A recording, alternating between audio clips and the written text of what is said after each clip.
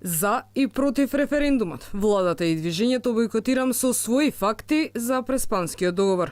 Според владините, договорот за решавање на македонско-грчкиот спор за името е историски најдобра и фер шанса за граѓаните. Со него, според владата, заштитени се македонскиот идентитет и јазик, а и државјанството е македонско. Како придобивки од владата ги истакнуваат поканата за членство во НАТО и добивањето на датум за почеток на преговорите за членство во ЕУ. Од друга страна, фактите на движењето Бојкотирам го говорат спротивното. Договорот од Преспа според Бојкотирам е наметнат обид за самонегирање. Со него се брише и македонскиот идентитет и јазик, а со бојкотирањето на референдумот би се запечатила судбината на политичките партии кои вршат предавство. Владата и движењето Бојкотирам ја стартуваа неформалната кампања за референдумското изјаснување, чие прашање е манипулативно, вели универзитетскиот професор Илија Ацевски. Станува збор за прашање кое што длабоко навлегува во суштината на идентитетот. Навлегува она без разлика на како ќе го оцениме договорот со Грција.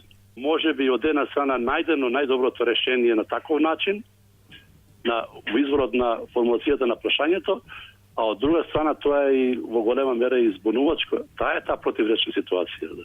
Затоа референдумите од овој тип се малку незгодни, непријатни они, не без разлика човекот не може да остане како би рекол индиферентен на тоа.